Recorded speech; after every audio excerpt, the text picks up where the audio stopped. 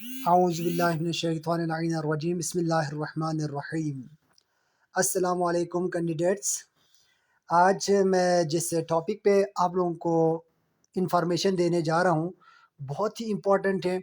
ये general knowledge या everyday science में बार बार पेपर्स में इस तरह के क्वेश्चन आते हैं। तो कैंडिडेट्स को ये मसला होता है कि ये ब्रांचेस किसका है, साइंस का है या फिज़िक्स का है या बायोलॉजी का है या फिज़िक्स का है।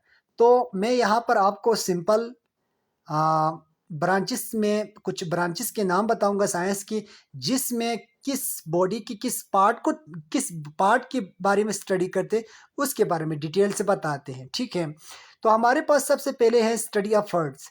हार्ट की स्टडी करने वाले को हम क्या कहते हैं? कार्डियोलॉजी कहते हैं। ठीक है, हार्ट की स्टडी करने को हम कार्डियोलॉजी कहते हैं। जब स्टडी ऑफ द स्किन की स्टडी करने वाले को स्किन के माहिर को क्या कहते हैं? डर्मेटोलॉजी कहा जाता है।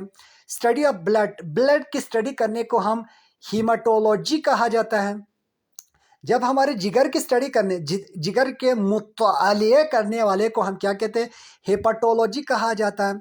स्टडी ऑफ फंजाई की स्टडी करने को हम माइकोलॉजी कहा जाता है।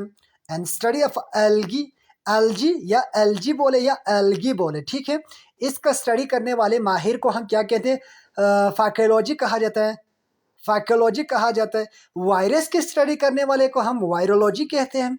किडनी की स्टडी करने वाले को हम नेफ्रोलॉजी कहते हैं। और कैंसर की स्टडी करने वाले को ऑन्कोलॉजी कहा जाता है। और यूनिवर्स की स्टडी करने वाले को हम कॉस्मोलॉजी कहा जाता है। और फ्रूट की स्टडी करने वाले हम पोमोलॉजी कहा जाता है। बर्ड्स की स्टडी करने को हम ऑर्निथोलॉजी कहा जाता है। अच्छा, बोन्स की स्टडी करने को हम ओस्ट्रोलॉजी कहा जाता है। स्टडी ऑफ एग की स्टडी करने को हम ओलॉजी कहा जाता है, ऊलॉजी कहा जाता है। जबकि हेयर की स्टडी करने को हम ट्राइकोलॉजी कहा जाता है। स्टडी ऑफ आई स्टडी करने को हम एपैथोलॉजी कहा जाता है। जबकि सॉइल की स्टडी करने को हम पीडोलॉजी कहा जाता है। लैंग्वेज की स्टडी करने को हम क्या कहते हैं? फिलोलॉजी कहते हैं, फिलोलॉजी कहा जाता है। ब्रेन की स्टडी करने को हम इंसिफिलो